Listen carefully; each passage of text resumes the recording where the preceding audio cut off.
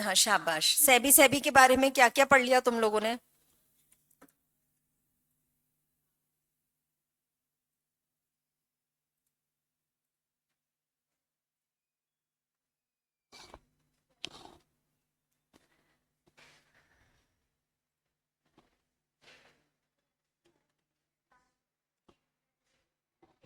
सेबी में हम लोगों ने पढ़ा था फंक्शंस एंड पावर्स के बारे में। उसमें सेबी के सेक्शन, सेक्शन नंबर क्या था? सेक्शन 11 था। अच्छा, सेक्शन 11 का सबसेक्शन 1, 1 में तो वो वाले ऑब्जेक्टिव्स वाले फंक्शंस लिखे थे, तीन वाले है ना। एक तो इन्वेस्टर्स के इंटरेस्ट को प्रोटेक्ट करना, फिर मार्केट को प्रमोट एंड रेगुलेट करना, ये तो फर्स्ट में लिखा था। फिर 2 में तो बहुत सारे पॉइंट्स थे, पर उनको तीन कैटेगरीज में बांटना था, प्रमोट, प्रोहिबिट और रेगुलेट, है ना। जैसे कि इन्वेस्टर्स एजुकेशन को प्रोहिबिट करता है, एसआरओ को वो प्रमोट भी और रेगुलेट भी, इंटरमीडियरीज को रजिस्टर भी और रेगुलेट भी।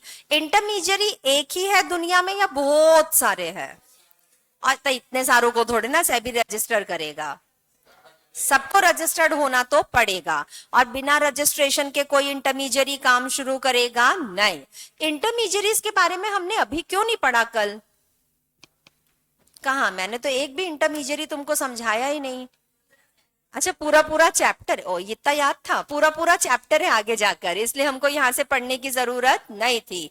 टेक ओवर को सेबी प्रोहिबिट करता है, प्रमोट करता होगा, रेगुलेट करता है, रेगुलेट करता है, टेक ओवर को करता है रेगुलेट। पढ़ लिया था ये सब चीजें। फिर हम लोगों ने 3 भी पढ़ लिया था। मैंने सुना सेबी भी कोर्ट है, सेबी कोर्ट है, खुद कोर्ट है। सेबी के पास केवल कोर्ट के पावर, कौन से वाले कोर्ट के? तो वो तो समन देता है। ये भी कौन? ये भी तो वो तो विटनेसेस वगैरह मंगवा लेते हैं। अरे वो तो कसम खिलवा के उगलवा लेते हैं। सेबी भी कर सकता है, एग्जामिन ऑन ओथ भी कर सकता है। जो काम कर सकता है सिविल कोर्ट, वही सारे काम कर सकता है सेबी भी। फिर हम लोग पढ़ते पढ़ते आ गए थे सबसेक्शन 4 पर, जहां लिखा था सेबी को तो इतना अधिकार है कि सेबी अगर चाहे तो ऑर्डर्स भी दे सकता है। ऑर्डर्स अगर सेबी ने दिए तो या तो ड्यूरिंग इन्वेस्टिगेशन, जब इन्वेस्टिगेशन चल रही है, अभी तक खत्म भी नहीं हुई, बीच में भी ऑर्डर दे सकता है, और इन्वेस्टिगेशन खत्म हो गई फिर तो ऑर्डर दे ही सकता है। ऑर्डर में क्या क्या ऑर्डर सेबी को देने का अधिकार है? पहले पॉइंट में था सेबी अगर चाहे तो सस्पेंड कर सकता है किसी कंपनी की सिक्योरिटीज को। कहां से? तो सस्पेंड करने का मतलब हुआ कि हमेशा के लिए निकाल दिया, तो कुछ दिनों के लिए अब ट्रेडिंग हो पाएगी। तो ये मजा है कि सजा है? अच्छा, दूसरा, सेबी अगर चाहे तो किसी पर्सन को भी मना कर सकता है कि आप स्टॉक एक्सचेंज में अभी मुंह दिखाओगे, तो उसको रिस्ट्रेन कर दिया जाता है। कीवर्ड बोलो, क्या कर दिया जाता है? फर्स्ट वाले पॉइंट में कीवर्ड था सस्पेंड, सेकंड वाले में था रिस्ट्रेन। रिस्ट्रेन करने का मतलब किसी व्यक्ति को रोक देना कि वो अब सिक्योरिटीज मार्केट में आएगा नहीं। कुछ दिनों के लिए बैन लगा है, बट सजा तो अल्टीमेटली सजा है। हो गया। तीसरे पॉइंट पर जाओ। तीसरा ऑर्डर, सेबी और क्या क्या ऑर्डर दे सकता है? तीसरे पॉइंट पर लिखा है सेबी अगर चाहे तो स्टॉक एक्सचेंज के किसी ऑफिस बेयरर को, स्टॉक एक्सचेंज के किसी, सस्पेंड कर सकता है। स्टॉक एक्सचेंज पे तो सेबी का कोई control, stock exchange, stock exchange secondary market में होता है, और सेबी का काम कैपिटल मार्केट में आता है। अच्छा, कैपिटल मार्केट में सेकेंडरी आता है, और सेकेंडरी में स्टॉक एक्सचेंज पर कंट्रोल है सेबी का। तो ये तो कह रहे हैं कल को अगर स्टॉक एक्सचेंज में कोई भी ऑफिस बेयरर है जो इस ऑफिस में काम करता है, सेबी को लगा कि ये कुछ गड़बड़ कर रहा है, तो सेबी अगर चाहे तो उसको, सिर्फ सस्पेंड लिखा है, हाँ, निकालने का अधिकार सेबी के पास इस सेक्शन में नहीं है। इस सेक्शन में सेबी कर सकता है उसको सस्पेंड। हो गया। किस किस को कर सकता है? या तो स्टॉक एक्सचेंज के किसी ऑफिस बेयरर को, वरना एसआरओ पर तो सेबी का कोई अधिकार सेब है। पूरा अधिकार है। सेबी इनफैक्ट एसआरओ को तो प्रमोट भी सेबी ही करता है, तो सेबी जिनको बना रहा है इनके ऑफिस बेयरर्स को कंट्रोल तो करेगा। हो गया, आ गया समझ में? इस पॉइंट में तो कोई कॉम्प्लिकेशन। इसके बाद वाले पॉइंट पर जाओ। सेबी को अधिकार, अच्छा पहले इस वाले पॉइंट में मुझे कीवर्ड्स ढूंढ के बताओ। सी वाले में सस्पेंड हो गया, office bearer, stock exchange and SRO, 4 शब्द है, ये कीवर्ड्स हैं। अब इन कीवर्ड से अगर हमें स्टेटमेंट बनाना है तो हमने ऊपर तो लिख ही दिया होगा कि सेबी के पावर्स हैं, पावर है to suspend office bearers of stock exchange और एसआरओ। ये 4 कीवर्ड्स हैं। हालांकि इसमें केवल बीच बीच में कनेक्टिंग वर्ड्स लिख दोगे तो सेंटेंस पूरा बन जाएगा। ठीक है, अगले पॉइंट पर जाओ। अगला पावर है सेबी का। सेबी अगर चाहे तो इंपाउंड कर सकता है एंड रिटेन कर सकता है। अब इंपाउंड वर्ड का मतलब होता है किसी व्यक्ति से छीन कर ले आना, जब्त कर लेना, और रिटेन करने का मतलब होता है अपने पास रोक कर रखना। सेबी क्या इंपाउंड करके छीन कर अपने पास लाकर रख सकता है?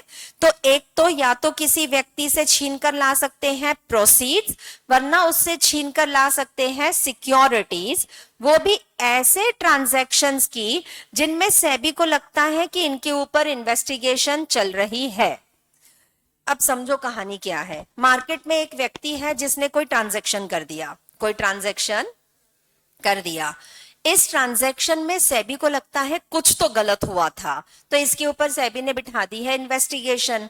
इन्वेस्टिगेशन तो अब चलती रहेगी। जब तक इन्वेस्टिगेशन चल रही है, इस दौरान सेबी को अगर उचित लगे तो सेबी उस व्यक्ति ने गलत तरीके से जो भी सिक्योरिटीज खरीदी है, जो भी सिक्योरिटीज उसने खरीदी है, सेबी इन सिक्योरिटीज को छीन कर अपने पास लाएगा, लाकर अपने पास रख सकता है।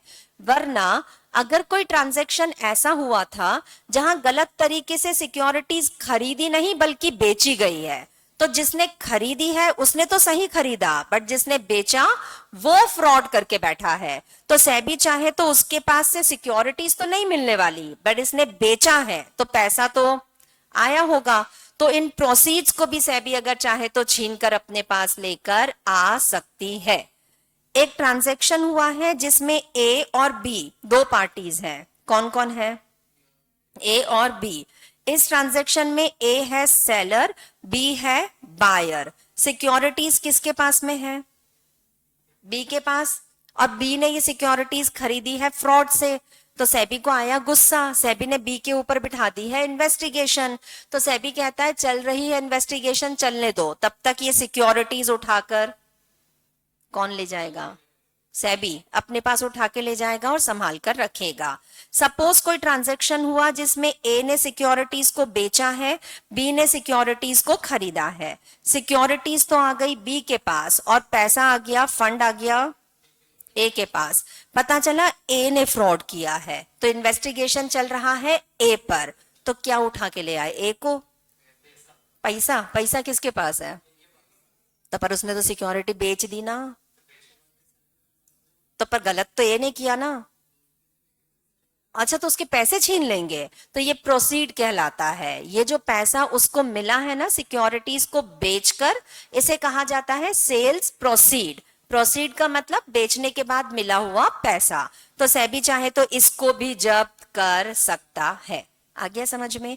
क्या क्या छीन कर लेकर आ सकते हैं? या तो प्रोसीड्स और वरना सिक्योरिटीज। कीवर्ड्स ढूंढ कर बताओ। एक तो इंपाउंड, रिटेन, प्रोसीड्स और सिक्योरिटीज, और वो भी ऐसे किसी ट्रांजैक्शन की जिसके ऊपर चल रहा है इन्वेस्टिगेशन। हो गया? कौन ऑर्डर दे सकता है? सेक्शन नंबर नीचे मत देखना, गर्दन ऊपर रखो, कल से पढ़ रहे ना एक ही सेक्शन। 11 सब सेक्शन 3 में क्या था? 3 अगर नीचे नहीं देखना है, नीचे नहीं देखना है मतलब उठा के ऊपर देख रही है। 3 में क्या था? सबसेक्शन 3 में कोई सिविल देख लिया, नीचे घुस के देख लिया, सिविल कोड के पावर्स थे 3 में। अच्छा अच्छा, तो फिर 2 में क्या था? फंक्शंस 3 वाले या बहुत सारे वाले? तो फिर 3 वाले कहाँ थे? काय का 1? 11 तो फंक्शंस का है। सेक्शन 11 फंक्शंस का है। दोनों एक साथ भर दिए। फंक्शंस अलग है, पावर्स। सिविल कोड वाला क्या है? फंक्शन। सिविल कोड का पावर है। पावर। हाँ तो बोल तो रही हूँ, पावर है। सिविल कोड का पावर है 3 में पक्का, और फंक्शन 2 में थे। वो 2 वाले फंक्शंस थे। जैसे फीस चार्ज करना सेबी का फंक्शन है, निभाया थोड़ी ना, शिद्दत से निभा रही है। वो रिसर्च करना तो सेबी का फंक्शन है, और ये ऑर्डर्स देना सेबी का पावर है। तो मतलब 3 पावर में जाएगा, सिविल कोर्ट वाला पावर में जाएगा, 4 भी पावर में जाएगा। और अगर एग्जामिनर ने फंक्शंस पूछ लिया तो 1 और 2 फंक्शन में लिखोगे, और पावर्स पूछ लिया तो फिर 1 और 2 क्यों नहीं लिखोगे? अच्छा, एग्जामिनर पूरा तो एक साथ पूछने वाला नहीं, पक्की बात है। हो गया। चलो अगले पॉइंट पर जाओ। अगला पावर है सेबी का। सेबी ऑर्डर दे सकता है। काहे का ऑर्डर? तो सेबी ऑर्डर देकर कहेगा अटैच कर लो, या तो किसी व्यक्ति का बैंक अकाउंट या तो किसी व्यक्ति की प्रॉपर्टी, वो भी ऐसा बैंक अकाउंट या ऐसी प्रॉपर्टी जो उन ट्रांजैक्शन से बनाई गई है जिन ट्रांजैक्शंस के ऊपर चल रहा है इन्वेस्टिगेशन। अटैच करने का मतलब होता है इन प्रॉपर्टीज पर अपना कब्जा कर लेना। उठाकर नहीं ला सकते, इंपाउंड नहीं कर सकते, छीन कर नहीं ला रहे हैं हम, केवल इनके ऊपर अपना कब्जा कर रहे हैं। इसे कहा जाता है अटैच करना।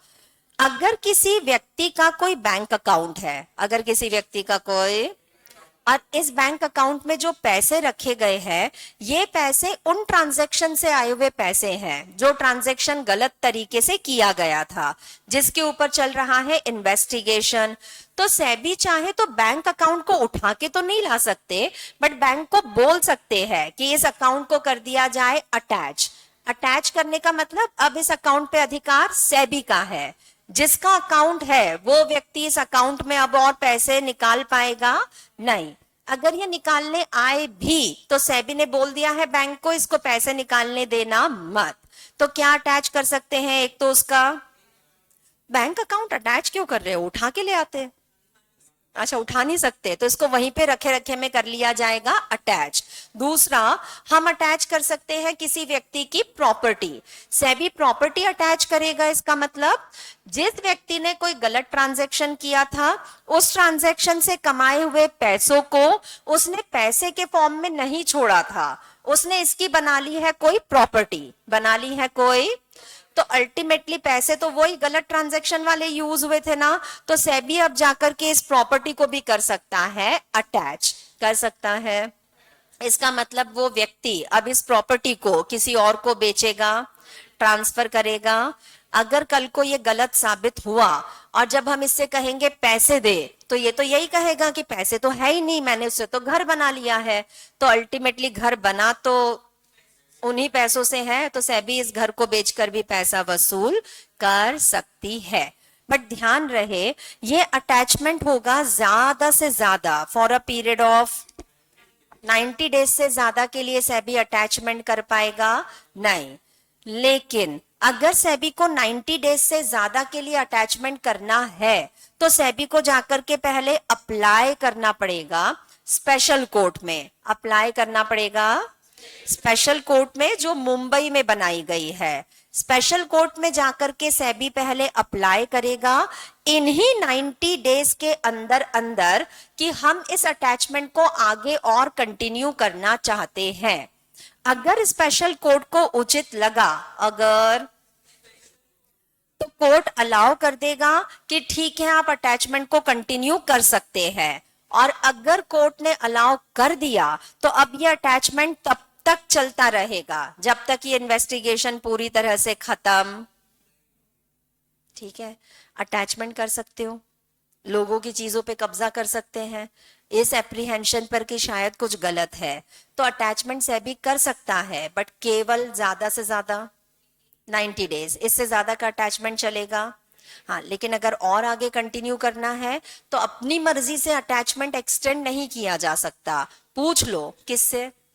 और अगर कोर्ट ने कह दिया हो तो क्या हो तो हो, मतलब कोर्ट ने कह दिया करते रहो अटैचमेंट, तो करते रहेंगे। और कब तक चलेगा? अब तब तक जब तक ये इन्वेस्टिगेशन पूरी तरह से खत्म ना हो जाए। हो गया? इतना समझ आया? और लास्ट वाले पैराग्राफ में लिखा है, बस इस बात का ध्यान रखना कि केवल वही बैंक अकाउंट और वही प्रॉपर्टीज अटैच हो सकती है जो उन पैसों से रिलेटेड है या उस ट्रांजैक्शन से रिलेटेड है जिसके ऊपर चल रहा है इन्वेस्टिगेशन। ठीक है? इस व्यक्ति के ना 4 बैंक अकाउंट्स है, अलग अलग बैंक में 4 अकाउंट्स हैं। एसबीआई वाले अकाउंट में वो सारे पैसे रूट हुए थे जिस ट्रांजैक्शन के ऊपर इन्वेस्टिगेशन चल रहा है। वो ट्रांजैक्शन हुआ है, उसमें पैसों का लेन देन हुआ है एसबीआई वाले अकाउंट से, तो चारों अकाउंट्स को अटैच कर दे, सिर्फ एसबीआई को, क्योंकि उसी अकाउंट को यूज किया गया था इस ट्रांजैक्शन को करने के लिए। हो गया? पक्का? इस व्यक्ति ने ना गलत तरीके से पैसे कमाए हैं, गलत ट्रांजैक्शन करके पैसे कमाए हैं। पैसे इसने ज्यादा नहीं, केवल 3 करोड़ रुपए कमाए थे, केवल 3 करोड़ रुपए कमाए थे। उसे पता था इन्वेस्टिगेशन होगी, उसे पता था सेबी आएगी और आकर के इंपाउंड कर लेगी मेरे प्रोसीड्स को, तो वो इन प्रोसीड्स को अपने पास में नहीं रखता। वो 3 करोड़ रुपए की ज्वेलरी बना के अपनी वाइफ को गिफ्ट कर देता है। सेबी अब कुछ कर पाएगी? ज्वेलरी सीज उठा के ले आएंगे? किसको? हाँ, ज्वेलरी को उठाकर लेकर जा सकती है सेबी। आ गया समझ में? पक्का? आगे बढ़े? हाँ, ठीक है। लेकिन ज्वेलरी मतलब बाकी सारी ज्वेलरी भी उठाना है क्या? 3 करोड़ की तो ये वाली थी, और अरे तो जो उन पैसों से खरीदी, पता कैसे चलेगा इतने सारे लॉट में से कौन सी उन पैसों की है? हाँ, या तो खुद बताओ, और अगर नहीं बताओगे तो हम तो रैंडमली उठा के ले जाएंगे 3 करोड़ वर्थ की ज्वेलरी। अब अगर इस महिला को खुद को अपनी असली वाली ज्वेलरी बचानी है तो बताना तो। अब आ गया समझ में? यश मैडम, आगे बढ़े। खत्म हो गया। कितने दिनों का अटैचमेंट? 90 डेज के बाद में सामान लौटाना पड़ता है। ऑब्वियसली अटैचमेंट खत्म तो सामान लौटाना तो पड़ेगा, लेकिन अगर आगे भी बढ़ाते रहना हो तो फिर कितने दिनों में अप्लाई कर दूं? उन्हीं 90 दिनों के अंदर अंदर अप्लाई कर दूं कि हमको इसे अटैचमेंट को और भी बढ़ाने की इच्छा है। अगर स्पेशल कोर्ट ने कह दिया बढ़ा लो तो, नहीं तो पर कब तक बढ़ा दोगे? तो वो तो बहुत टाइम चलेगी। हाँ, तो चलने दो, अब ये तब तक रहेगी प्रॉपर्टी अटैच्ड। हो गया? खत्म। अब इसको एक बारी केवल एक रीडिंग लगाओ फटाफट से इंग्लिश में। ये वाले सेंटेंसेस को ड्राफ्ट करना आसान नहीं होता है। इन सेंटेंसेस को पहले हम लोगों ने हिंदी में समझा है, अब इंग्लिश में इनको लिखना पड़ेगा। और एग्जाम में क्योंकि मीडियम इंग्लिश है तो आपको लिखना तो ऐसा ही है। इसमें थोड़ा बहुत वेरिएशन चलता है, आप अगर इस सेंटेंस को अपने हिसाब से बनाओगे तो भी चलेगा, पर कीवर्ड्स डालते रहना। कीवर्ड्स जैसे कि अटैच, जैसे कि not exceeding 90 days, bank account, other property, ये सब कीवर्ड्स हैं। इन वर्ड्स का होना जरूरी है। सेंटेंस में ये पहले आए या बाद में आए चलेगा, बट सेंटेंस मीनिंगफुल होना चाहिए, ग्रामेटिकल मिस्टेक नहीं होनी चाहिए, और इन शब्दों के साथ होना चाहिए। ठीक है? पढ़ के देखो। सेबी में अटैच फॉर अ पीरियड क्या क्या, और अदर प्रॉपर्टी किसकी? इंटरमीडियरी या फिर कोई भी person associated with securities market. कैसे कर सकता है? जो व्यक्ति इन्वॉल्व है इन वायोलेशन, ऐसा कोई भी व्यक्ति जो वायोलेशन कर चुका है सेबी के प्रोविजंस का, तो सेबी उस व्यक्ति की बैंक अकाउंट या फिर उसकी प्रॉपर्टी को कर सकता है attach for a period of not exceeding. हो गया?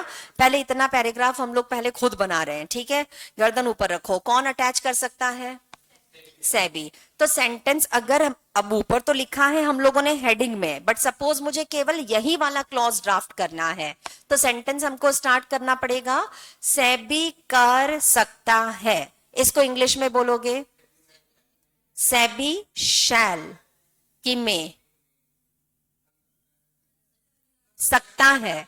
शैल वर्ड तब यूज होता है जब किसी काम को करना जरूरी है, मे वर्ड तब यूज होता है जब उस काम को करना ऑप्शनल है, हमारी इच्छा पर है, हमारा पावर है, हमारा पावर, हम चाहे तो एक्सरसाइज करें, ना चाहे तो ना करें। तो शैल और मे का ध्यान रखना ड्राफ्टिंग करते समय। शैल यूज होगा कंपल्शन में, मे यूज होगा ऑप्शन में। सेबी अटैच कर सकता है, तो हम लिखेंगे सेबी में अटैच, क्या क्या अटैच कर सकता है? बैंक अकाउंट्स और प्रॉपर्टी ऑफ एनी इंटरमीडियरी या फिर any person associated with securities market, associated with securities market, जिसने सेबी एक्ट का वायोलेशन किया है। सिंपल सा लिखना है, who has violated any of the provisions of this act. This act बोले तो सेबी एक्ट, बन गया सेंटेंस। सेंटेंस बनेगा सेबी चाहे तो अटैच कर सकता है, क्या? बैंक अकाउंट प्रॉपर्टी, किसकी? इंटरमीडियरी या person associated with securities market, जिसने वायोलेशन किया है सेबी के प्रोविजंस का।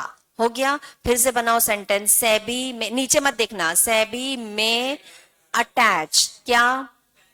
बैंक अकाउंट और प्रॉपर्टी ऑफ इंटरमीडियरी और person associated with securities market who may have violated any of the provisions of this act।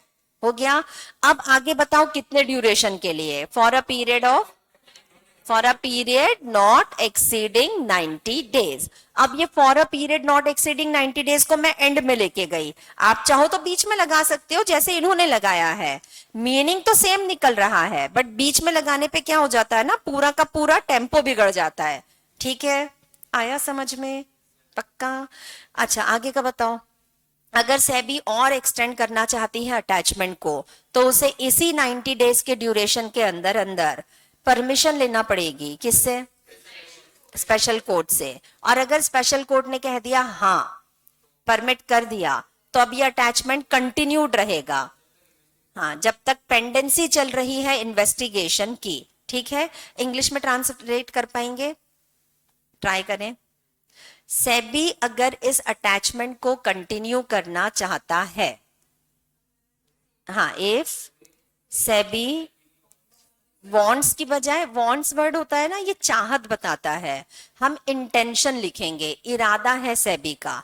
However if SEBI intends to, continue करना चाहता है अटैचमेंट को, कंटिन्यू द अटैचमेंट, कितने duration के बाद?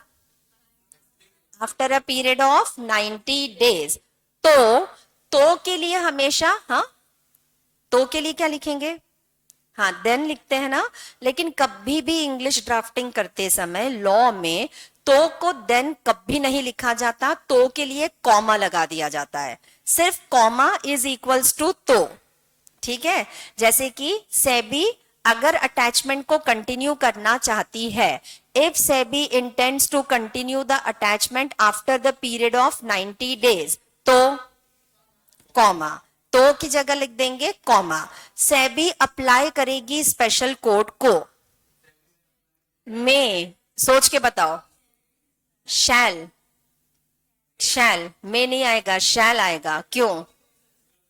Compulsory है, उसके बिना आगे अटैचमेंट कंटिन्यू नहीं कर सकते। SEBI shall apply to the special court. ठीक है, आ गया समझ में? फुल स्टॉप लगाओ, आगे लिखेंगे कि अगर स्पेशल कोर्ट ने परमिट किया तो अब ये अटैचमेंट कंटिन्यू, अच्छा लेकिन सॉरी, ये भी तो बताओ कितने दिनों में अप्लाई करेगा?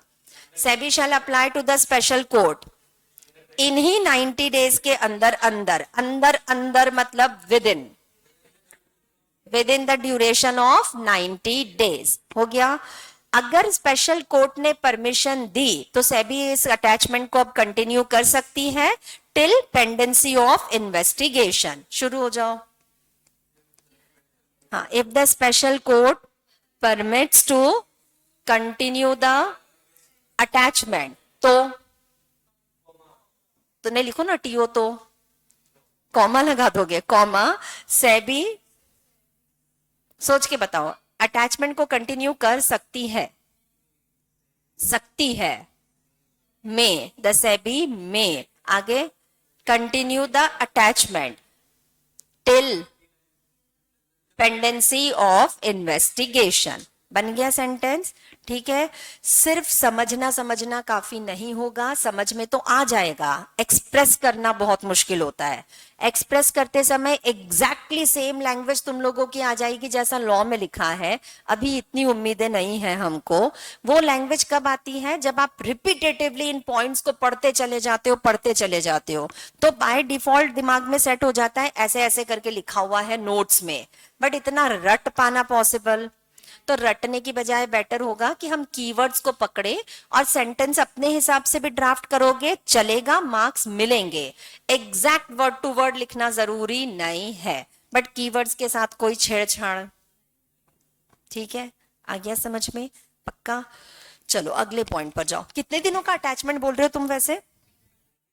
अटैच क्या क्या हो सकता है?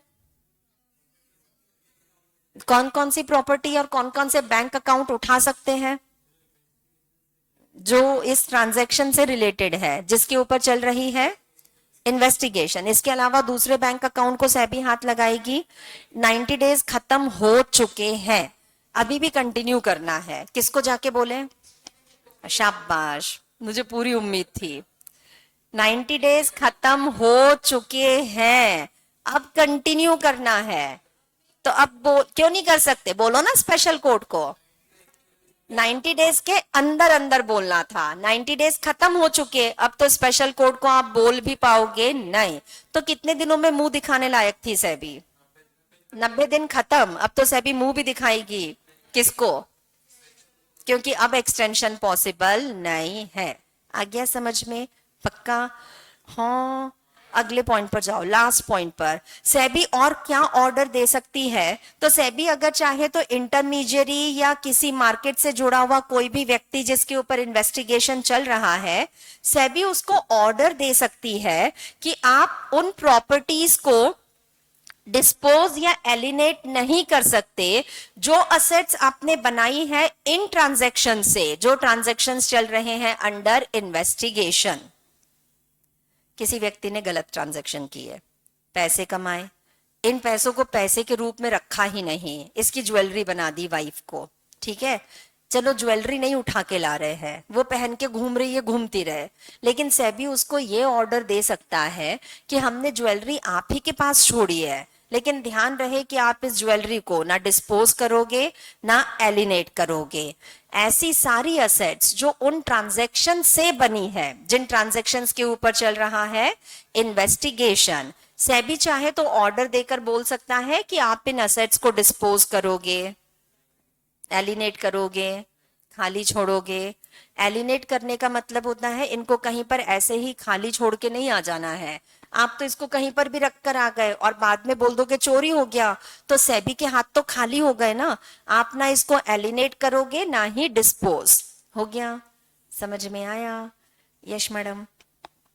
एक व्यक्ति है इंटरमीडियरी, ठीक है, गरीब टाइप का इंसान था, ज्यादा पैसे थे नहीं इसके पास, बहुत मेहनत करके फ्रॉड कर करके इसने अपने लिए एक घर बनाया है, अपने लिए एक, ठीक है, सारे फ्रॉड वाले ट्रांजैक्शन से जितना कमाया था उससे घर बना लिया। अब इसके पास रहने के लिए सिर्फ ये एक घर है, इसके अलावा और कुछ नहीं। और कुछ?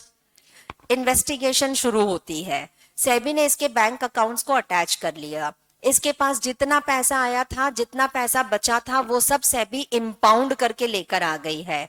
अब इसके पास रहने के लिए एक घर है, पैसे तो बचे भी नहीं है, घर भी तो ये फ्रॉड वाले पैसों से ही बनाया था। तो सेबी का कहना था कि हम ये भी जब्त कर रहे हैं, घर खाली करो, हम इसको अटैच करेंगे। अब वो रोने ये लग गया कि एक तो इतनी मेहनत से घर बनाया, घर भी छीन लोगे तो पैसे भी नहीं है, किराए पे भी नहीं रह पाएंगे, तो सड़क पर रहें क्या? तो सेबी चाहे तो इसको बोल सकता है कि चल ठीक है रह ले इस घर में, लेकिन इस घर को ना तो आप डिस्पोज करोगे, बेचने की कोशिश मत करना, और एलिनेट भी करोगे नहीं। एलिनेट करने का मतलब ऐसा नहीं कि सब सामान लेके घर खुला छोड़ के भाग गया, और इसमें गुंडे आके बैठ गए कब्जा करके, तो सेबी तो इनको उठवाएगा, ठीक है, ना डिस्पोज करेगा ना एलिनेट करेगा। आ गई बात समझ में? समझ में आ गया? किसके पावर्स पढ़ रहे हैं हम लोग? Section number, sub section number. SEBI के पास पावर है टू इशू, टू गिव, क्या पावर है, क्या दे सकता है सेबी? ऑर्डर्स दे सकता है। ऑर्डर्स या तो पेंडेंसी के दौरान या तो कंप्लीशन के बाद। कैसे कैसे ऑर्डर्स आ सकते हैं? ए से लेकर के वो जो एफ तक के पॉइंट्स है ना, सारे रिपीट करो। पहले पॉइंट पे तो लिखा था सस्पेंड कर दो स्टॉक एक्सचेंज को। अच्छा, किसी कंपनी की सिक्योरिटीज को, कहां से, है ना? सोच समझ के जवाब देना, मैं तो कुछ भी बोलूंगी। दूसरे पॉइंट पर लिखा था रिस्ट्रेन कर सकता है। रिस्ट्रेन, इंग्लिश रिस्ट्रेन का मतलब क्या होता है? रोक देना। किसको रोक सकता है? किसी भी पर्सन को, कि वो आज के बाद कंपनी में आएगा, कहां नहीं आएगा, स्टॉक एक्सचेंज में आने से रोका जा सकता है। तीसरे पॉइंट पर है, अभी तो तुमने सस्पेंड किया था पहले पॉइंट में, पहले सिक्योरिटी सस्पेंड करी थी, अब ऑफिस बेरर्स किसके? सेबी के। स्टॉक एक्सचेंज पे सेबी का कोई अधिकार, इतना कि वो वहां के लोगों को भी सस्पेंड कर सकता है, और साथ साथ में एक और है, इनके ऑफिस बेरर्स को भी कर सकता है सस्पेंड। चौथे पॉइंट पर लिखा था impound and retain. Impound and retain, इसका सीक्वेंस चेंज कर दूं क्या? Retain and impound. सोच के बताओ, क्यों नहीं कर सकते? इम्पाउंड का मतलब होता है छीनना, और रिटेन का मतलब होता है अपने पास रखना। तो मैं पहले रिटेन फिर इम्पाउंड कर लूं? पहले अपने पास रख तो लो, हाँ, पहले छीन तो लो, तो हमेशा रहेगा इम्पाउंड एंड रिटेन। क्या क्या इम्पाउंड एंड रिटेन कर सकता है? सिक्योरिटीज खरीदी थी तो सिक्योरिटीज ले आएंगे, और अगर बेच चुके हो तो जो पैसा था वो ले आएगा। कौन? फिर किसके पास रखेगा? कब तक? जब तक इन्वेस्टिगेशन खत्म नहीं हो जाता। अगले पॉइंट पर जाओ। सेबी अगर चाहे तो अटैचमेंट का मतलब होता है लगाव। अच्छा, कब्जा करना, ये वो वाला अटैचमेंट नहीं है, किसी इंसान से अटैचमेंट होता है वो वाला नहीं है। अटैचमेंट का मतलब होता है कब्जा करना। किन किन चीजों पर? बैंक अकाउंट पर या प्रॉपर्टी पर। किसके? जल्दी जल्दी, देख देख के नहीं बोलना है। इंटरमीडियरी या फिर person associated with securities market. क्यों? वो वायोलेशन कर चुका है सेबी के प्रोविजंस का। कितने दिनों के लिए? वायोलेशन 90 डेज के लिए हुआ था, या अटैचमेंट 90 डेज का है? 90 डेज के बाद क्या प्रॉपर्टी वापस करनी पड़ेगी? और आगे टिकाना हो तो कौन अप्लाई करेगा? सेबी शैल या सेबी में apply? Shall apply to special court, और अगर कोर्ट ने कह दिया हो तो कंटिन्यू करेगा। कब तक? लेकिन ध्यान रहे कि बैंक अकाउंट एंड प्रॉपर्टी वही वाली होनी चाहिए जो बनाई है उस ट्रांजैक्शन से, जिस ट्रांजैक्शन के ऊपर चल रहा है इन्वेस्टिगेशन। और लास्ट पॉइंट, सेबी अगर चाहे तो किसी व्यक्ति को बोल सकता है कि वो अपनी असेट्स को डिस्पोज या एलिनेट नहीं कर सकता है। हो गए सारे पॉइंट्स खत्म। सेक्शन 11 यहां पर आकर हो रहा है खत्म। दो सेक्शन, दो सब सेक्शंस थे फॉर फंक्शन, दो है फॉर पावर्स। ठीक है, आ गया समझ में? एक होमवर्क लिखो पहले फटाफट से कॉपी में। सेक्शन 11 का सबसेक्शन 3 एंड सबसेक्शन 4 पहले केवल एक बार पढ़ोगे। लिखो होमवर्क में, स्टेप बाय स्टेप बता रही हूं। पहले पढ़ना है, लिख लिया। फिर उसके आगे लिखो कॉमा करके, कीवर्ड्स लिखना है, सिर्फ कीवर्ड्स, डैश डैश डैश करके कीवर्ड्स लिखते जाओगे हर पॉइंट के, सिर्फ कीवर्ड्स, पूरा पूरा सेंटेंस नहीं। फिर उसके बाद में बुक बंद कर देना है। अब ये भी लिखोगे क्या? बुक बंद कर देना है और केवल कीवर्ड्स कीवर्ड्स पढ़ के आपको पूरे पूरे सेंटेंसेस ड्राफ्ट करने हैं। पूरा आंसर ड्राफ्ट करना है, ठीक है। कीवर्ड्स में ग्रामेटिकल वाली चीजें कभी नहीं आती हैं। कीवर्ड्स में ऐसी चीजें जो ऑब्वियस है, जैसे कि सेबी का पावर है टू ऑर्डर, तो इन चीजों को लिखने की जरूरत नहीं। कीवर्ड में कौन से शब्द आएंगे? जो टेक्निकल वर्ड्स हैं। टेक्निकल वर्ड्स जैसे इम्पाउंड, रिटेन, रिस्ट्रेन, ये सब चीजें होते हैं कीवर्ड्स, ठीक है। 90 डेज कीवर्ड का हिस्सा है क्योंकि ये डे काउंट बता रहा है, और लॉ में हर डे काउंट, हर परसेंटेज का अपना इंपॉर्टेंस है। हो गया? बन जाएगा। अगले पॉइंट पर जाओ। अगला है सेक्शन 11 के बाद क्या चाहिए? कुछ चाहिए क्या? सेक्शन 11 के बाद अगला है सेक्शन 11B। 11AA में CIS के बारे में लिखा है, और CIS के बारे में तो इनफैक्ट आपके मॉड्यूल में भी नहीं लिखा, उन्होंने भी यही लिख रखा है कि आगे जाके चैप्टर 13 पूरा ही CIS है। तो जब वहां पूरा डिटेल में पढ़ेंगे तो यहाँ तो छींटे पड़े हुए हैं, कौन पढ़ेगा? हम यहां से देखेंगे नहीं, ठीक है। अगला है सेक्शन 11B। अगला है सेक्शन 11 ही तो अभी पढ़ रहे थे, वो सादा 11 था, अब मसाला है। इसमें मसाला क्या है? बी। ये है सेक्शन 11B, जहां लिखा है power to issue directions and levy penalty. किसका पावर? ऑब्वियसली सेबी पढ़ रहे हैं तो सेबी का ही पावर होगा। सेबी के पास पावर है। सेबी अगर चाहे तो डायरेक्शंस दे सकता है, सेबी अगर चाहे तो पेनल्टी भी इंपोज कर सकता है। बट डायरेक्शंस किसको देगा और कब देगा वो बताया है सेक्शन 11B में।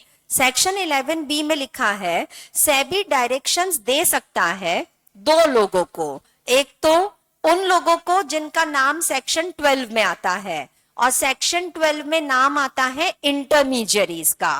किनका आता है? इंटरमीडियरीज जो होते हैं ना, ये जितने तरह के इंटरमीडियरीज के नाम हम लोगों ने सेक्शन 11 में हटाए थे ना, वो सब नाम सेक्शन 12 में आते हैं। वो सारे इंटरमीडियरीज क्योंकि रजिस्टर्ड है विद सेबी, तो सेबी चाहे तो इन लोगों को दे सकता है डायरेक्शंस, दे सकता है। इसके अलावा सेबी डायरेक्शंस इशू कर सकता है उन कंपनीज को जो या तो लिस्टेड है या तो प्रपोज टू बी लिस्टेड है। लिस्टेड है इसका मतलब जो ऑलरेडी लिस्ट हो चुकी है, और प्रपोज टू बी लिस्टेड होने वाली है। कल भी बताया था ना, एक बहू है और एक होने वाली बहू है। होने वाली बहू कौन है? प्रपोज टू बी लिस्टेड, और लिस्टेड हो चुकी बहू है। पक्का? खत्म। दो लोगों को डायरेक्शंस दे सकते हैं, एक सेक्शन 12 में जिनके नाम लिखे हैं इंटरमीडियरीज के रूप में, दूसरा कंपनीज को जो या तो लिस्टेड है या प्रपोज टू बी लिस्टेड है। हो गया? दोनों पॉइंट्स क्लियर है। कौन कौन से ग्राउंड्स पर डायरेक्शंस दिए जा सकते हैं? तो 3 ग्राउंड्स हैं। पहला, अगर सेबी को लगता है कि इन्वेस्टर्स के इंटरेस्ट में डायरेक्शंस देना उचित है तो सेबी डायरेक्शंस इशू। पक्का? समझ में आ गया? दूसरे पॉइंट पे लिखा है अगर जिन लोगों के नाम सेक्शन 12 में लिखे हैं ना, किनके नाम लिखे हैं, और अगर सेबी को लगता है कि ये लोग कुछ गलत काम कर रहे हैं और इनकी हरकतों को रोकने के लिए डायरेक्शंस देना, तो फिर सेबी चाहे तो डायरेक्शंस इशू। देखो लिखा हुआ है to prevent the affairs of any intermediary. कोई इंटरमीडियरी कुछ काम कर रहा है जो सेबी की नजरों में उचित, तो सेबी उसको directions issue. From being conducted in a manner detrimental. Detrimental word का मतलब होता है किसी को नुकसान पहुंचाना, किसी को, ठीक है। तो अगर सेबी को लगता है कि इंटरमीडियरी कोई ऐसा काम कर रहा है जिससे इन्वेस्टर्स को पहुंचने वाला है नुकसान, तो सेबी उसको ये काम करने से रोक सकता है और उसके लिए देगा डायरेक्शंस।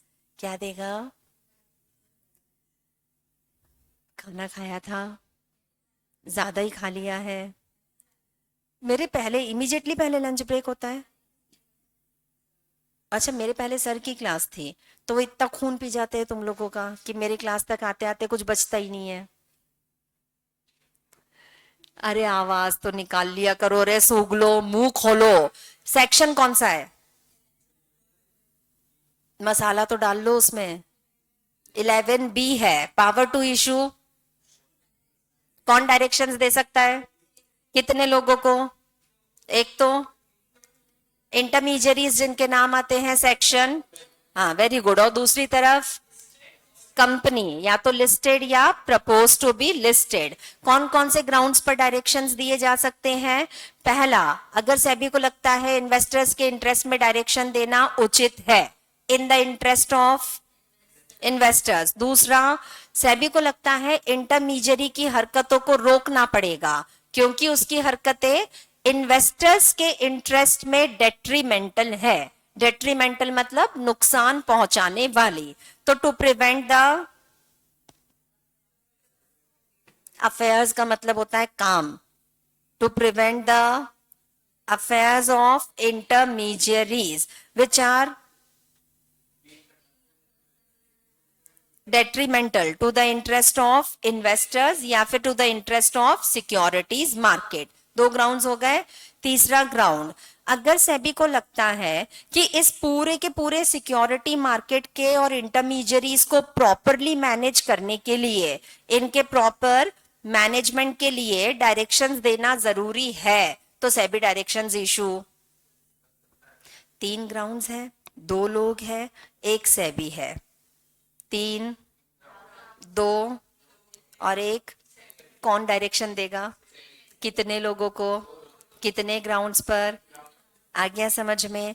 एक सेबी दो लोगों को डायरेक्शंस दे सकता है, सेक्शन 12 या फिर कंपनीज। कितने ग्राउंड्स पर? पहले ग्राउंड पर बताओ, in the interest of investors. दूसरा, to prevent the affairs of intermediary from being conducted in a manner detrimental to the interest of investors or securities market। और तीसरा, अगर उसको लगता है प्रॉपर मैनेजमेंट सिक्योर करने के लिए ऑर्डर इंस्ट्रक्शन डायरेक्शंस देने पड़ेंगे तो दे सकता है। हो गया, खत्म, सेक्शन 11 भी खत्म। अगले पर जाओ। इसी में देखो नीचे लिखा हुआ है सेक्शन 11B में ही कि ये डायरेक्शंस किन किन लोगों को दे सकता है। तो एक तो तुमने बताया इंटरमीडियरी और एक है कंपनी, एक है इंटरमीडियरी और एक है कंपनी। बट नीचे वाले पैराग्राफ में इन्होंने क्लियरली लिख दिया है कि अगर सेबी चाहे तो डायरेक्शंस ऐसे किसी दूसरे व्यक्ति को भी दे सकता है जिसके लिए सेबी को लगता है कि ये व्यक्ति की वजह से मार्केट में कोई ना कोई नुकसान हुआ है। वो इंटरमीडियरी हुआ तो भी चलेगा, कंपनी हुआ तो भी चलेगा, इन दोनों के अलावा अगर कोई तीसरा पर्सन हुआ तो भी चलेगा। हो गया, स्कोप बढ़ा दिया सेबी का। लॉ में तो लिखा है दो लोगों को डायरेक्शंस दे सकते हैं, बट प्रोवाइडेड करके इन्होंने लिख दिया है कि इसके अलावा अगर आपको उचित लगे कि किसी और को भी ऑर्डर देना है, डायरेक्शंस देने हैं, तो खत्म। अगले पॉइंट पर जाओ। अगला है सेक्शन 11C। मिला? इसको ना very very very very very very important mark करो। सेक्शन 11C आपको एक साथ पूरा कभी नहीं पूछा जाएगा। सेक्शन 11C को फिर टुकड़ों टुकड़ों में पूछा जाता है। कहीं से भी किसी भी हिस्से पर एक क्वेश्चन बना करके पूछ लिया जाएगा, जिसमें बहुत ज्यादा चांसेस हैं कस्टडी से रिलेटेड क्वेश्चन आने के और सीजर से रिलेटेड क्वेश्चन आने के चांसेस रहेंगे। कस्टडी और सीजर रास्ते में मिलेगा, ठीक है। सेक्शन 11C काहे से रिलेटेड है? इन्वेस्टिगेशन लिखा हुआ है। Section 11C is related to SEBI. होता कौन है इन्वेस्टिगेट करने वाला? सब कुछ। सब कुछ कौन है? इंटरमीडियरी इसके कंट्रोल में आते हैं, कंपनीज आती है, मार्केट आता है, और अगर सेबी को स्टॉक एक्सचेंज भी आता है। और अगर सेबी को लगे कि कुछ तो गड़बड़ है तो सेबी अगर चाहे तो इन्वेस्टिगेशन कंडक्ट, है ना। तो इन्वेस्टिगेशन से रिलेटेड यहाँ पर सेक्शन 11C बताया है कैसे इन्वेस्टिगेशन करवा सकता है सेबी। पहले पॉइंट पर जाओ। 11C का फर्स्ट सबसेक्शन कहता है कौन कौन से ग्राउंड्स पर इन्वेस्टिगेशन होगा। पहला पॉइंट, अगर लगता है सेबी को कि मार्केट में कोई तो ट्रांजैक्शन हुआ है जो डेट्रीमेंटल टू इन्वेस्टर्स इंटरेस्ट है, मतलब कुछ तो ऐसा सौदा हुआ है जिससे इन्वेस्टर्स को हुआ है लॉस, हुआ है, या फिर या फिर दूसरा, अगर सेबी को लगता है कि इंटरमीडियरी या मार्केट से जुड़े हुए लोग वायोलेशन कर रहे हैं सेबी के प्रोविजंस का, दो ग्राउंड्स हैं। पहला, या तो कोई ऐसा ट्रांजैक्शन हुआ है जो मार्केट में इंटरेस्ट के खिलाफ, इन्वेस्टर्स के इंटरेस्ट के खिलाफ है, और वरना इंटरमीडियरीज कुछ गड़बड़ कर रहे हैं, ये लोग नियमों का पालन ढंग से नहीं कर रहे हैं। इन दो ग्राउंड्स पर अगर सेबी चाहे तो बाय ऑर्डर इन राइटिंग किसी पर्सन को अपॉइंट कर सकता है कि आप जाओ और जाकर के करो इन्वेस्टिगेशन। जिसको सेबी ने अपॉइंट किया वो कहलाएगा इन्वेस्टिगेटिंग ऑफिसर, और ये व्यक्ति इन्वेस्टिगेशन करने के बाद अपनी रिपोर्ट देगा सेबी को। सेबी ने किसको अपॉइंट किया? तो वो कह रहे रिपोर्ट देगा वो किसको? क्यों? तो सेबी को क्यों रिपोर्ट देंगे? उसी ने अपॉइंट किया। किसने अपॉइंट किया? और उसको कहा जा जाके पंचायती करके आ, तो ये सारी रिपोर्ट लाकर किसको? खत्म। लेकिन जिसको अपॉइंट किया जाएगा ना, उसे अपॉइंट करते समय दिया जाएगा ऑर्डर, और वो भी इन राइटिंग। ऐसे ही ओरली किसी को अपॉइंट नहीं कर देना है, राइटिंग में ऑर्डर देकर प्रॉपरली उसे अपॉइंट किया जाएगा। कहानी भेजे में उतर गई है पक्का? सब सेक्शन 2 पर जाओ, सिर्फ हेडिंग पढ़ो। आगे ब्रैकेट में भी कुछ लिखा है। ऐसा कह रहे हैं कि जिस व्यक्ति के ऊपर इन्वेस्टिगेशन चलेगी उसकी ड्यूटी बनती है कि वो कोऑपरेट करेगा। जिस पर इन्वेस्टिगेशन चल रहा है उसकी ड्यूटी बनती है कि वो कोऑपरेट करे। एक कंपनी है, वहां कुछ गलत हुआ है, सेबी को लगता है, सेबी ने इन्वेस्टिगेटिंग ऑफिसर को कंपनी में भेजा है, जाओ जाकर इन्वेस्टिगेशन करके आओ। तो क्या कंपनी वाले कोऑपरेट करे? ऑफिसर बोल रहा है बुक्स लाओ, तो ये ऑफिसर तो सवाल पूछ रहा है, तो ये तो ना ऑफिसर कह रहा है कि सिस्टम ओपन करके दो, कंप्यूटर ओपन करके दो, तो इतना थोड़ी ना करेंगे, करना तो पड़ेगा। ड्यूटी है उस व्यक्ति की जिसके ऊपर चल रहा है इन्वेस्टिगेशन, वो कोऑपरेट करेगा विद इन्वेस्टिगेटिंग ऑफिसर। हो गया। तीसरा पॉइंट तो बहुत डिफिकल्ट है। कह रहे हैं इन्वेस्टिगेटिंग ऑफिसर के पावर्स क्या क्या होंगे। मैंने कहा था जब हम लोगों ने कल पढ़ा था सेक्शन 11 सबसेक्शन 3, 11(3) क्या सिविल कोड वाले पावर्स, मैंने कहा था ना ये एक बार पढ़ लो, आगे 4 बार रिपीट होने वाला है, बोला था। ये पहला रिपीटेशन है। यहां लिखा हुआ है इन्वेस्टिगेटिंग ऑफिसर को वो सारे पावर्स दिए जाते हैं जो पावर्स होते हैं सिविल कोड के। तो सिविल कोड के पावर्स जैसा देखना जरा, यहां पर कहां ऐसा कुछ लिखा हुआ है? ये तो कह रहे हैं कि ये इंफॉर्मेशन फर्निश करने को बोल सकता है, तो ये सिविल कोड का पावर है। आगे तो कह रहे हैं ये बुक्स प्रोड्यूस करने को बोल सकता है, ये भी सिविल कोड का पावर है। देखना इसमें नीचे की तरफ जाओ जरा, 5th पॉइंट पर जाओ, लिखा है एग्जामिन ऑन ओथ कर सकता है, तो ये किसका पावर है? मतलब सीधी सीधी सी बात है कि इसको भी पावर दिए गए हैं सिविल कोड के। सिविल कोड के पावर तो पहले भी किसी को दिए थे, किसको? और अब किसको दिए? किसको? मतलब सिविल कोड के पावर तो ये लोग ऐसे ही बांट रहे हैं, जा तू भी रख ले, सेबी ने भी रख लिया है, इन्वेस्टिगेटिंग ऑफिसर भी रख लेगा। गेस करो इसको ये पावर्स देना जरूरी था क्या? इन्वेस्टिगेशन करने गया, इसके पास पावर नहीं है, और सोचो ये अगर कहेगा बुक्स बताओ और कंपनी बोलते जा नहीं बताना, तो बेचारे इन्वेस्टिगेटिंग ऑफिसर तो कुछ भी कर पाएगा नहीं। हमें इसको पावर्स देने तो। आ गया समझ? क्लियर है? 4th वाले पॉइंट पर जाओ, बहुत इंपॉर्टेंट है। इन्वेस्टिगेटिंग ऑफिसर जब इन्वेस्टिगेशन करने के लिए किसी कंपनी में जाता है, तो अगर उसे लगता है कि इस कंपनी के कुछ बुक्स हैं, कुछ रिकॉर्ड्स हैं जिनको उसे स्टडी करना पड़ेगा, और स्टडी करने के लिए उसे ये बुक्स और रिकॉर्ड्स लगातार लगेंगे, तो सेबी कहता है कि इन्वेस्टिगेटिंग ऑफिसर इन बुक्स को अपनी कस्टडी में रख सकता है।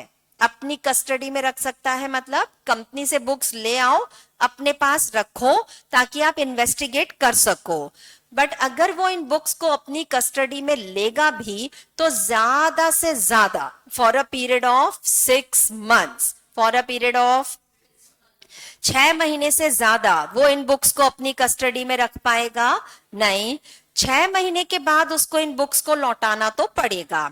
हालांकि अगर उसको लौटाने के बाद इसको फिर लगता है कि मुझे फिर से इन बुक्स की जरूरत है, तो वो जितनी बार चाहे उतनी बार कॉल बैक कर ले, बट अब इनको अपनी कस्टडी में रख पाएगा नहीं। अगर कोई इन्वेस्टिगेटिंग ऑफिसर इन्वेस्टिगेशन के दौरान बुक्स एंड डॉक्यूमेंट्स को अपने कब्जे में रखना चाहता है ताकि वो इन्वेस्टिगेशन कर सके, पर्पस क्या है?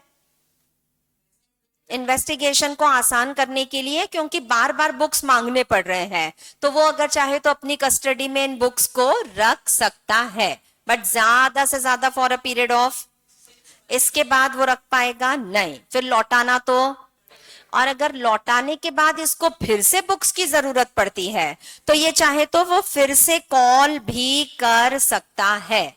फिर से कॉल कर ले, चलेगा, जितनी बार मांगेगा उतनी बार बुक्स देनी पड़ेंगी कंपनी को, बट अपनी कस्टडी में अब रख पाएगा नहीं। कहानी भेजे में उतर गई है। कस्टडी का क्या इंपॉर्टेंस है ये बात तुमको तब समझ पड़ेगी जब हम लोग आगे सीजर पढ़ लेंगे, ठीक है। इसी में आगे लिखा हुआ है फर्दर करके, मिला। अगर ये बुक सपोज इन्वेस्टिगेटिंग ऑफिसर की कस्टडी में है तो ये बुक्स अब कंपनी के पास तो नहीं रही, लेकिन जिस पर इन्वेस्टिगेशन चल रहा है, अगर वो व्यक्ति कहे कि इन बुक्स के अंदर कोई चीजें लिखी हुई है जिनके रिकॉर्ड्स हमको चाहिए ताकि हम अपना काम कर सके, तो इन्वेस्टिगेटिंग ऑफिसर का फर्ज बनेगा कि वो इन बुक्स में से उन रिकॉर्ड्स को ले लेगा, लिखकर एक अलग कागज पर लिखकर इसको सर्टिफाइड टू बी ट्रू करके इन लोगों को लौटाएगा जिनकी ये बुक्स है।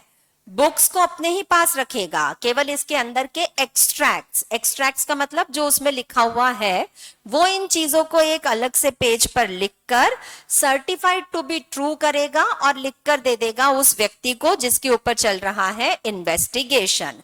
कैसे? अब एक एग्जांपल के साथ समझो। एक कंपनी है और उस पर चल रहा है इन्वेस्टिगेशन। किस पे चल रहा है? इन्वेस्टिगेटिंग ऑफिसर आया और कंपनी के बुक्स ऑफ अकाउंट्स उठाकर ले गया। कौन उठा के ले गया? ले गया, चला गया उसके पास में। अब इस कंपनी का इनकम टैक्स रिटर्न भरने की डेट नजदीक आ रही है, तो कंपनी को अकाउंट्स तो डेफिनेटली लगेंगे। बिना अकाउंट्स के तो हम आईटी भर पाएंगे? अकाउंट्स किसके पास है? ठीक है। अब कंपनी जाकर के इन्वेस्टिगेटिंग अथॉरिटी को कहेगी, इन्वेस्टिगेटिंग ऑफिसर को कहेगी कि भाई बुक्स तो तेरे पास रख ले, हमको तो केवल एक काम कर, इन बुक्स में से जो जो हमको फिगर्स चाहिए हमको वो फिगर्स बता दे कि इन बुक्स में क्या क्या लिखा हुआ है। तो ये फिगर्स बताने के लिए इन्वेस्टिगेटिंग ऑफिसर एक अलग से एक्सट्रैक्ट बनाएगा। एक्सट्रैक्ट का मतलब एक पेज पर वो अलग से वो सारे अमाउंट, वो सारे फिगर्स लिख करके देगा जो जो कंपनी को चाहिए, जो जो कंपनी को। अब कंपनी इन डॉक्यूमेंट्स के आधार पर आईटी भरने गई, इनकम टैक्स वालों का कहना पड़ेगा कि भाई हम क्यों माने कि ये सही है, जो तुम लिखकर लेकर आए हो ये सच भी है या नहीं। तो इसके ऊपर इन्वेस्टिगेटिंग ऑफिसर करके देगा certified to be true. Certified to be true का मतलब वो खुद लिख कर दे रहा है कि इसमें जो लिखा हुआ है वो सब कुछ एकदम सच है। ये एग्जैक्टली वही लिख कर दे रहा हूं मैं जो लिखा हुआ है इस व्यक्ति की बुक्स के अंदर। हमने अपने मन से कोई फिगर लिखा हुआ हो गया। अब चाहे तो ये कंपनी इस स्टेटमेंट को, इस एक्सट्रैक्ट को इनकम टैक्स ऑफिस में एज अ अकाउंट्स प्रूफ के रूप में प्रेजेंट कर सकती है। आया समझ? मुझे नहीं आया। जरूरत किसको है इन सब चीजों की, एक्सट्रैक्ट्स की? उसको जिसके ऊपर चल रहा है। हाँ तो ये तो उसी की तो बुक्स है, हाँ तो उसमें से निकाल लेता। वो उठा के ले गया है तो छीन लो उससे। नहीं ना, ऐसे माराकुटी थोड़ा ना करनी है। तो किसको बोले? तो इन्वेस्टिगेटिंग ऑफिसर को बोलोगे कि हमको ना ये डिटेल्स चाहिए, तो वो क्या पन्ने फाड़ फाड़ के दे देगा? नहीं, फाड़ के थोड़ी ना देगा। वो उन डॉक्यूमेंट्स में लिखी हुई चीजों को कहीं और लिख कर देगा। बट क्यों माने कि इसने जो लिखा है वो सच है? कौन सर्टिफाइड टू बी ट्रू करके देगा? तो ये झूठा भी तो हो सकता है। ये थोड़ा ना कोई सरकारी ऑफिसर है, ये सेबी का ऑफिसर है। हाँ तो ये कुछ भी झूठ बोलेगा। अब आ गई बात समझ में? पूरी बात क्लियर है? खत्म हो गया? बोलो, शुरू हो जाओ। बुक्स किसके हैं? जिसके ऊपर चल रहा है इन्वेस्टिगेशन, उसके बुक्स हैं, कौन उठा लाया? उसको उठा लाया जिस पे इन्वेस्टिगेशन चल रहा है, उसके बुक्स को उठा लाया, अपने पास रख सकता है कितने दिन? 6 महीने। कितने दिन? 6 महीने से ज्यादा के लिए रख पाएगा नहीं, फिर 6 महीने के बाद लौटाना तो, पर फिर से लगी तो वापस मंगवा लो, वापस मंगवाओ, जितनी बार मंगवाना है मंगवा सकते हैं, बट अब कस्टडी में रख पाएगा नहीं। जब तक बुक्स उसकी कस्टडी में है, उस व्यक्ति को जिसके ऊपर इन्वेस्टिगेशन चल रहा है, अगर उसको कोई जरूरत पड़ी इसके एक्सट्रैक्ट्स की तो से मांगेगा, और अगर मांगा है तो एक्सट्रैक्ट्स देना तो, और एक्सट्रैक्ट्स देते समय उसके ऊपर लिखना पड़ेगा सर्टिफाइड टू बी ट्रू। कहानी भेजे में उतरी, लिखो होमवर्क में। सेक्शन 11C का सबसेक्शन 4, सेक्शन 11C का सबसेक्शन 4, जो मैंने ऊपर लिखवाया था ना होमवर्क में, जैसे पहले पढ़ना है, फिर कीवर्ड्स लिखोगे। कीवर्ड्स लिखते समय एक चीज और ध्यान रखना, कीवर्ड्स लिखते समय कीवर्ड्स को सेंटेंस में से निकालना है, पर उसी सीक्वेंस में कीवर्ड्स को लिखते जाना अपनी कॉपी में जिस सीक्वेंस में ये सेंटेंस में आए हैं, ताकि जब आप ड्राफ्टिंग करने बैठोगे ना तो आपका सेंटेंस उसी फ्लो में आएगा जैसा कि लॉ में लिखा है, फिर वो आगे पीछे होने वाला नहीं। ठीक है? लर्निंग कैसे करनी है तुमको इस सब्जेक्ट की, तो इस सब्जेक्ट को हम लोग ना ऐसे लर्न नहीं कर पाएंगे, एक एक सेंटेंस याद नहीं कर पाएंगे। वो जो तुम लोग कीवर्ड्स की लिस्ट बना रहे हो ना, तुमको केवल वो याद करना है, वो भी रटना नहीं पड़ता, क्योंकि कॉन्सेप्ट पता होगा तो अपने आप कीवर्ड्स धीरे धीरे करके याद आते जाते हैं। ठीक है? कीवर्ड्स लर्न करना इजी है। ये एक इतना बड़ा पैराग्राफ शायद 3-4 शब्दों में खत्म हो जाएगा कीवर्ड्स में, तो इतना बड़ा पैरा लर्न करने की बजाय तो, ठीक है, आया समझ में? कर पाओगे इतना? चलो, लुटे पिटे से तो लग रहे हो। सबसेक्शन 6 से हम लोग स्टार्ट करेंगे। 6 क्यों बोला मैंने, 5th क्यों नहीं बोला? ये कहाँ पढ़ाया एग्जामिन ऑन ओथ? बीच में पढ़ा दिया था। एग्जामिन ऑन ओथ मतलब कसम खाएगा ना इन्वेस्टिगेटिंग ऑफिसर, इन्वेस्टिगेटिंग ऑफिसर कसम खाएगा, खिलवाएगा। किसी व्यक्ति को कसम खिलवा के उससे सच्चाई उगलवा सकते हैं, और जैसे कसम खा के तो वो सच ही बोलेगा। उम्मीद तो यही है।